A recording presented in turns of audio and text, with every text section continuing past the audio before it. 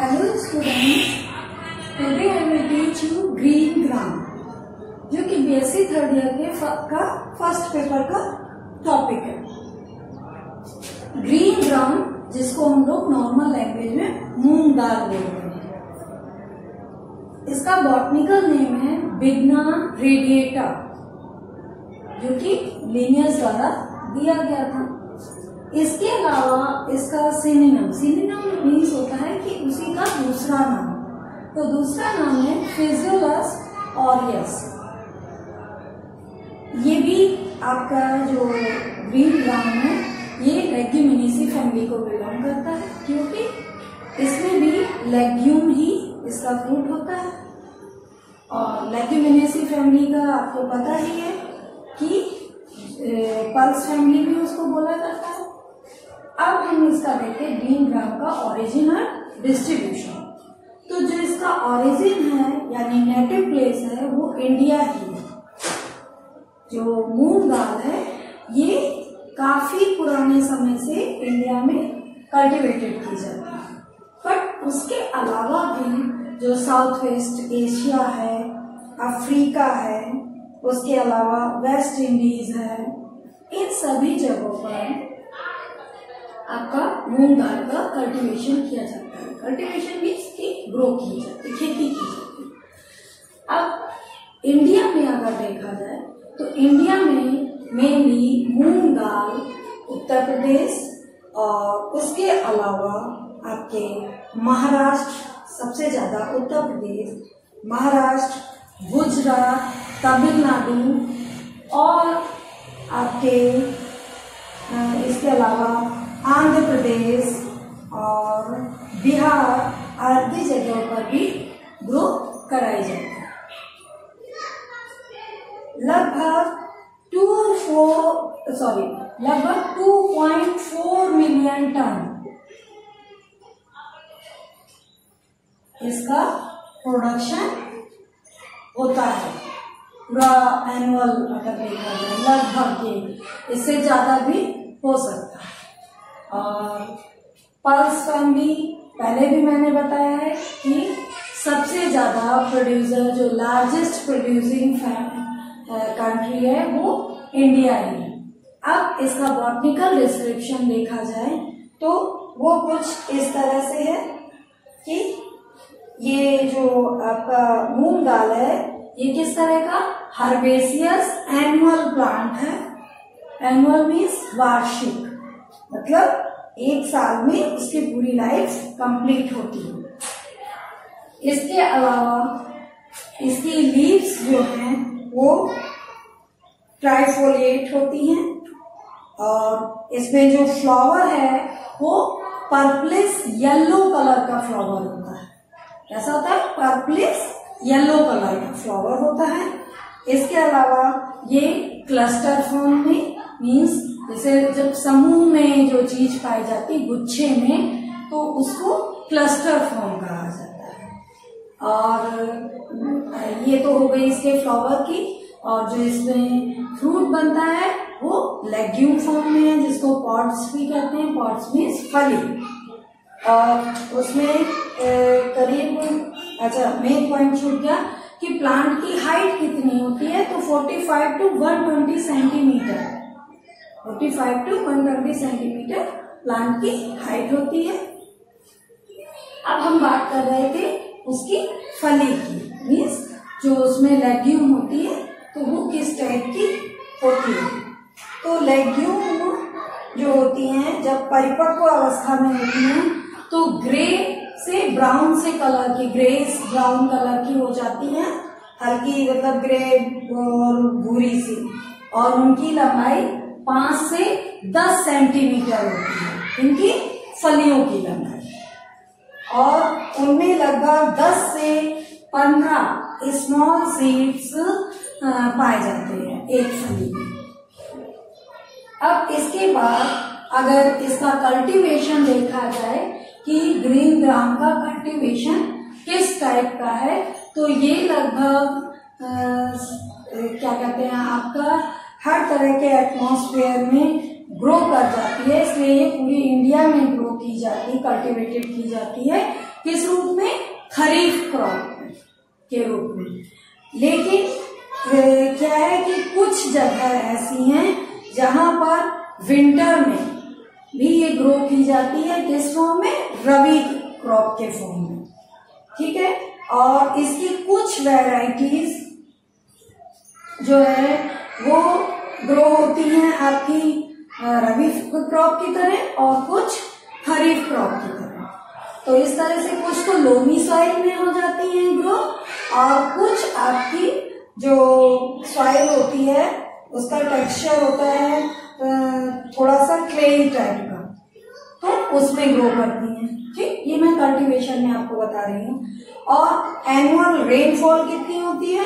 60 to 90 centimetre annual rainfall होती है। ये भी कल्टीवेशन में ही जाएगा। तो आपको अगर इसका मोस्टली शॉर्ट नोट आएगा ग्रीन ग्राम पर, तो आप या कह सकते हैं कि लेग्यूमिनेसी फैमिली के जो कोई भी आपके जो डेली रूटीन में पल्सेस आप यूज करते हो, कोई भी 3 पल्सेस के बारे में डिस्क्राइब करो, तो आप एक एक का डिस्क्रिप्शन कर सकते हो। तो इसमें बस botanical name, common name, family, then origin and distribution, then botanical description, और उसका कल्टीवेशन बताना रहेगा, इम्प्रूव्ड वैरायटीज बतानी रहेंगी, देन लास्ट में यूजेस। तो अभी हम लोग कल्टीवेशन की बात कर रहे थे। तो एनुअल रेनफॉल मैंने कितनी बताई? 60 to 90 सेंटीमीटर बताया।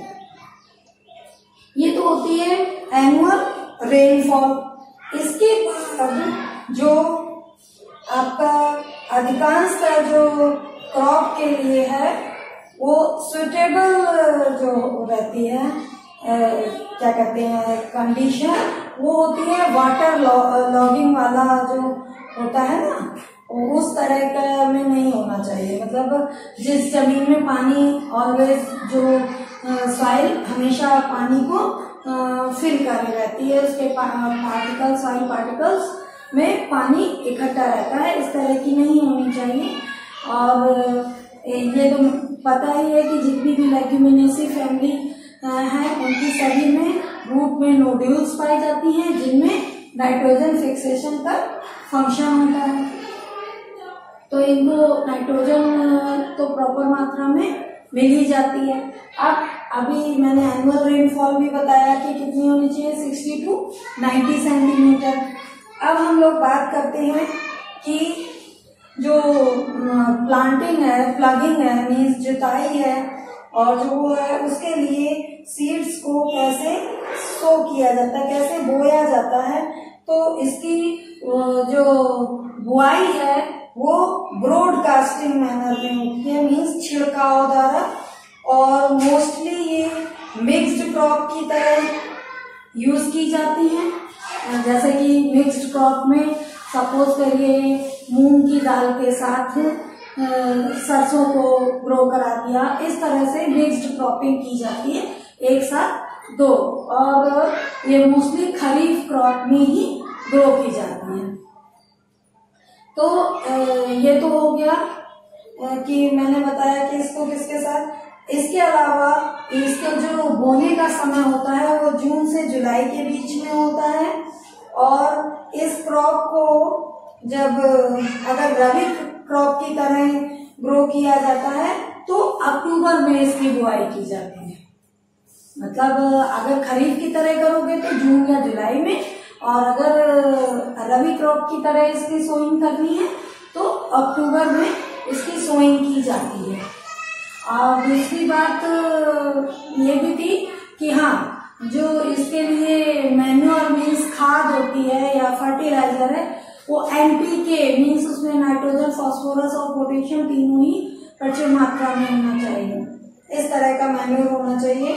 और जब लगभग 3 महीने में ये क्रॉप मैच्योर हो जाती है, और मोस्टली हैंड पिकिंग द्वारा मीन्स हाथ से तोड़कर उसको हार्वेस्टिंग की जाती है। 3 महीने में ये फसल तैयार हो जाती है। तो जो सभी वो पॉट्स होती हैं मीन्स फलियां होती हैं वो लगभग एक ही समय में मैच्योर होती हैं, और या फिर और जो उनकी थ्रेसिंग होती है, मीन्स जैसे पूरा प्लांट को ऐसे हाथ से बाय हैंड पिकिंग कर लिया, मीन्स तोड़ लिया, लेकिन उसके बाद उनको बुल पावर मीन्स होता है, जबकि बैलों द्वारा वो किया जाता है, मड़ाई जिसको बोलते हैं शुद्ध हिंदी में, तो उसके द्वारा इससे वो दाने निकाल लिए जाते हैं। अब बात आती है, ये तो सब हो गया कि हमने इसकी खेती कैसे की। अब ये कुछ इम्प्रूव्ड वैरायटीज हैं जो कि मोस्टली ग्रो की जाती हैं। तो जैसे खरीफ सोना है, और कृष्णा 11 है, जलगांव 17 है, कोपरगांव P150 है, RS4 है, MP 23 है, भिलसा ग्रीन 16 है एंड CO1 है। ये सभी वैरायटीज जो आपकी हैं, ये बहुत ही वो जो इम्पोर्टेंट कहना चाहिए इंडिया की वैरायटीज हैं, जो कि पूरी इंडिया में ग्रो की जाती हैं। But PS10, PS16, PS7, PIMS3, S8, K851, ये जो वैरायटीज मैंने अभी बताई हैं, जवाहर 45 भी है इसमें, तो ये पूसा बैसाखी, पूसा 101 और T44, ये पूसा वाली जो वैरायटीज हैं, ये पूसा जो दलहन संस्थान नई दिल्ली में है उनके द्वारा इम्प्रूव की हुई वैरायटीज है, और ये मोस्टली वेस्ट बंगाल, उड़ीसा, असम इन जगहों पर ग्रो की जाती है। और जो आपकी TAP7 मैंने यहाँ इंडिकेट की है, ये वैरायटी आपकी मोस्टली तमिलनाडु में ग्रो की जाती है, और ये इंडिया की हाई यील्डिंग वैरायटी है और वेल ग्रेन्ड, मतलब बहुत अच्छे से मैच्योर होने वाली और बहुत अच्छा पैदावार देने वाली वैरायटी है TAP7, जो कि ऑल इंडिया में ग्रो की जाती है। इसके अलावा S8 जो है, ये राजस्थान में मतलब हाई यील्डिंग के तौर पर ग्रो करी जाती है, जो ये S8 है वैरायटी। क्लियर? अब बात आती है कि जो इसका यूजेस है, तो ग्रीन ग्राम का आपको मेन पता ही है कि ये रिच प्रोटीन मीन्स इस पे बहुत अधिक मात्रा में प्रोटीन पाया जाता है और फाइबर भी पाया जाता है।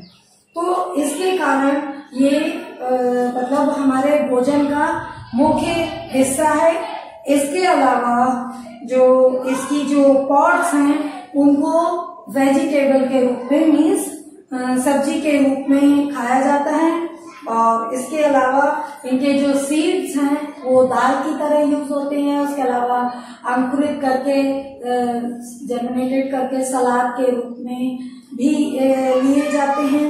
उसके अलावा आपको जिसको स्प्राउटेड मूंग स्नैक्स नहीं बोलते हैं वो हो गया आपका। इसके अलावा चिल्ड्रन को वो जो गेहूं और जौ इनके साथ मिलाकर एक जो क्या कहते हैं जैसे सैरेलैक आता है आर्टिफिशियल तौर पर, तो वैसा घर पर बहुत सी माएं मूंग की दाल है, गेहूं है, बाजरा है या जौ है, इनको ग्राइंड करके और गुड़ के साथ पकाकर ये बच्चों को देते हैं। तो वो बच्चों को सैरेलैक से ज्यादा बेनिफिशियल होता है, क्योंकि वो नेचुरली आपने बनाया है। प्रिजर्व वाला उतना फायदेमंद नहीं होता है जितना आपने जो तुरंत ताजा बनाया है वो फायदेमंद करता है।